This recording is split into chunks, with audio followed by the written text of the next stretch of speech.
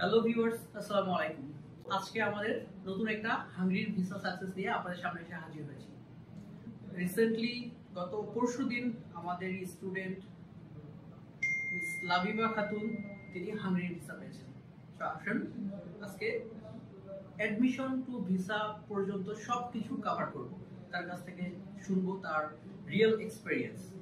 তো লাবিবা আপু, congratulation. Thank you. Welcome. অনুভূতিটা কি, কেমন লাগছে ভিসা পাওয়ার পর? ভিসা পাওয়ার পর মেন যে অনুভূতি সেটা আসলে কাউকে বলে বোঝানো যায় না।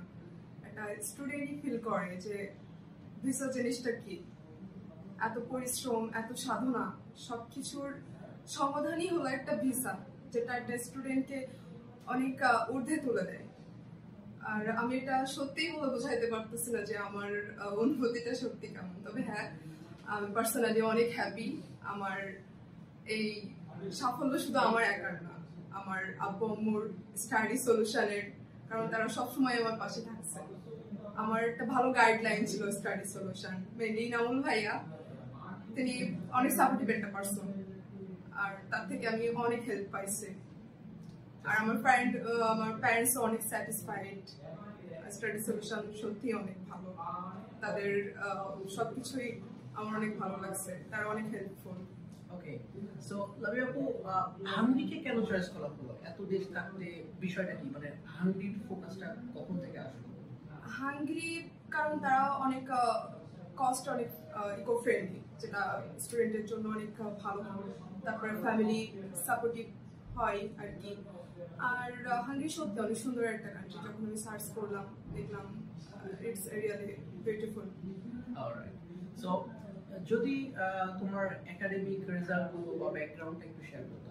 আমার এসএসসি সায়েন্স, আমার জিপিএস ছিল 4.83 অ্যান্ড এসএসসি ছিল হিউম্যানিটিস, আর জিপিএস ছিল 3.92। আলসা স্কোর ছিল 5.5। আচ্ছা, ইন্ডিভিজুয়াল একটু শেয়ার করবো, মানে কোন ব্র্যান্ডে করছিল? স্পিকিং ছিল 6.5, listening 5, reading 4.5 and writing 5.5। Reading a 4.5, very pathetic না? এটা আসলে তিনটা কনফারেন্সেশন একসাথে কভার করা আসলে টাফ হয়ে যায়। আমার টাইমটা অনেক কম ছিল, আসলে হ্যাঁ, শর্ট টাইমে আইএলটিএস প্রিপারেশন নিয়েছিলাম। আসলে স্টুডেন্টের জন্য আসলে যে জিনিসটা হয়, রিডিং পার্টটা আসলে অনেক হার্ড হয়। আমাদের এক্সপেরিয়েন্সে যেটা দেখি, আইএলটিএস এ রিডিং এ বেশি সবাই কম মাস্টার হয়। হ্যাঁ, তো ওভারঅল যাই হোক, হামদের জন্য সেটা অবস্টাকল নিশ্চয় হয় নাই তোমার জন্য? না হয়। ওকে, তো এখন তুমি বলো যে কিভাবে তুমি স্টাডি সলিউশন কি পাইলা বা খুঁজে পাইলা? স্টাডি সলিউশন মূলত আমার আব্বু আমাকে সাজেস্ট করছিল, কারণ আব্বু তার রিলেটিভের মাধ্যমে শুনছে। আর ইনামুল ভাইয়া হলো আমার কাজিন। সো তুমি কাজিন বলে এখানে আসছো। তুমি কি এটা কি মানো যে স্টাডি সলিউশন দিন দিন ভালো করছে? বা অফ কোর্স আমি এটা মানি, কারণ পার্সোনালি আমরা ফ্রেন্ডরা সবাই এখানে ভিসা প্রসেস করছি। আমার ভিসাটা দ্রুত আসছে, ওদেরটা প্রসেসিং এখনো আছে। তো স্টাডি সলিউশন আমাদের জন্য সত্যি অনেকটা গুড পয়েন্ট, এন্ড আমি এটা বিশ্বাস করি স্টাডি সলিউশন অনেক দূর অবধি যাবে। ওকে, থ্যাংক ইউ। সো আরেকটা বিষয়, তুমি এখন স্টাডি সলিউশনের কোন ব্রাঞ্চে বসে আছো? তুমি তো জানোই কয়টা ব্রাঞ্চ আছে। জি, আমি যশোর ব্রাঞ্চে আছি। যশোর ব্রাঞ্চে। তুমি কি জানো স্টাডি সলিউশনের কয়টা branch? I'm not sure, but আমি যশোর ব্রাঞ্চে আছি, দেন আমি ঢাকা ব্রাঞ্চেও গেছিলাম। ওকে, সো তুমি ব্রাঞ্চ নিয়ে কোনো কনফিউশন বা এরা ভালো করছে বা এখানে অথেন্টিক কিনা? অফ কোর্স এটা অথেন্টিক। তুমি সব সাপোর্ট রাইট দা ওয়ে পেয়েছো কিনা, বা কোথায় তোমাকে মনে হয়েছে যে স্টাডি সলিউশন এখানে একটু ইমপ্রুভ করতে পারে, এরকম কোনো সাজেশন আছে? ইমপ্রুভ বলতে তাদের সবকিছুই আমার ভালো লাগছে, কারণ আমার শুরু থেকেই তাদের সাথেই আমি কাজ করছি। আমার ভিসা প্রসেসিং শুরু, দেন আমার ইউনিভার্সিটির অ্যাডমিশন, সবকিছুই স্টাডি সলিউশন আমাকে করে দিচ্ছে। ইভেন অনেক হেল্পফুল ছিল। এজন্য আমি চাই তারা অনেক দূর অবধি এগিয়ে যাক। ওকে, দ্যাটস গ্রেট। সো আমরা স্টুডেন্টরা সবচেয়ে যে কনফিউজিং পার্টটা থাকে বা ভয় পাই, ইন্টারভিউ। তোমার কয়টা ইন্টারভিউ হয়েছে লাইক এই ভিসাটা অবটেইন করতে গিয়ে? আমার ফার্স্ট ইন্টারভিউর এক্সপেরিয়েন্স। আমার ফার্স্ট ইন্টারভিউ ছিল ইউনিভার্সিটি অফ ফেনোনিয়াতে। আমার টিচার অনেক ভালো ছিল, আমার প্রফেসর। আমার ইন্টারভিউ ছিল 17 মিনিটস। প্রফেসর খুবই ভালো ছিল, আমার ইন্টারভিউ এক্সেলেন্ট ছিল। এন্ড ইন্টারভিউটা একটু হার্ড ছিল, বাট আমার জন্য অনেকটা ইজি ছিল। আচ্ছা, লেন্থটা কতটুকু ছিল, মানে কত সময় তারা ইন্টারভিউটা নিয়েছিল? আমার ইন্টারভিউ ছিল 17 minutes. 17 minute, it's quite long. Yeah. যাক, তারপরও যে সে হ্যাপি বা তুমি হ্যাপি ছিল বলেই তো আজকে এই পর্যায়ে পৌঁছেছি। Of course আমার টিচার অনেক হ্যাপি ছিল। সো ইন্টারভিউ, ইউনিভার্সিটি ইন্টারভিউর পরে পরবর্তী ইন্টারভিউটা ছিল কি এমবাসিতে? জি, এমবাসি ইন্টারভিউ ছিল। আচ্ছা আচ্ছা, তোমার এমবাসি ইন্টারভিউটা কত তারিখ ছিল? কবে ফাইল সাবমিশন? আমার এমবাসি ইন্টারভিউ বা ফাইল সাবমিশন ছিল 31 জুলাই, ইভেন ওই দিনই আমার ইন্টারভিউ ছিল। সো ইন্টারভিউটা কি মানে তোমার কম্পেয়ার করলে কি মনে হয় ইউনিভার্সিটিটা বেশি হার্ড নাকি এমবাসিটা বেশি হার্ড? আমার কাছে ইউনিভার্সিটিটা বেশি হার্ড লাগছে, এমবাসি ইন্টারভিউটা আমার কাছে ইজি ছিল। আচ্ছা, বেশিরভাগ স্টুডেন্ট প্রশ্ন করে আসলে কি প্রশ্ন করে তারা একটু কনফিউজ থাকে বা ভয় পায় যে পারবো কি পারবো না, একটু যদি গাইডলাইন দিতে। এমবাসি ইন্টারভিউতে মূলত পার্সোনাল কোশ্চেন, কেন ওখানে তুমি পড়তে যাচ্ছ, তোমার কোর্স, দেন অ্যাকোমোডেশন মাস্ট, ইভেন মোটিভেশন। তুমি যদি তোমার মোটিভেশনটা ভালোভাবে বলতে পারো, ইভেন বোঝাইতে পারো তোমার প্রফেসরকে, ইভেন টিচারদেরকে, তো এটা তোমার জন্য অনেক গুড একটা পয়েন্ট হয়। That's good.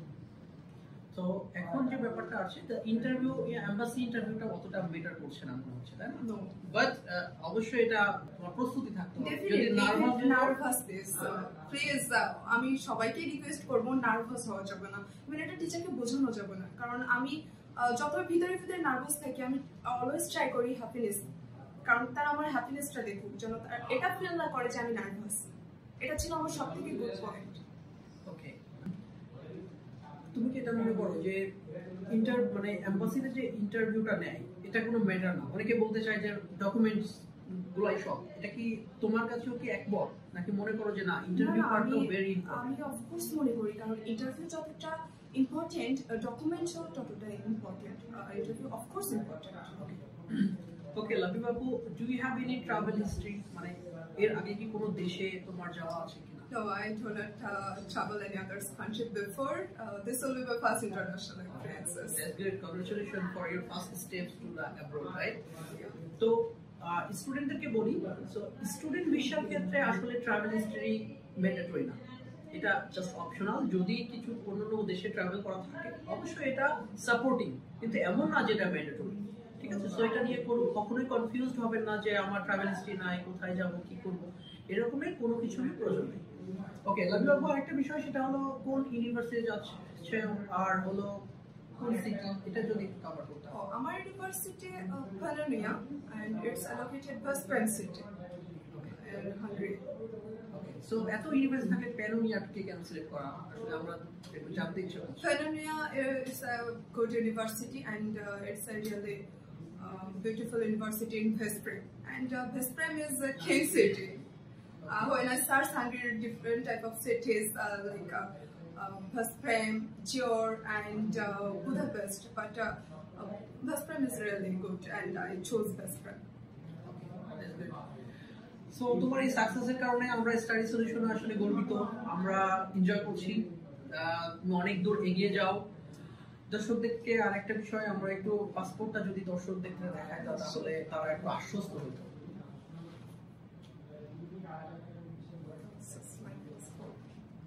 It's my Hungarian visa. It's a dream. Yeah. So thank you.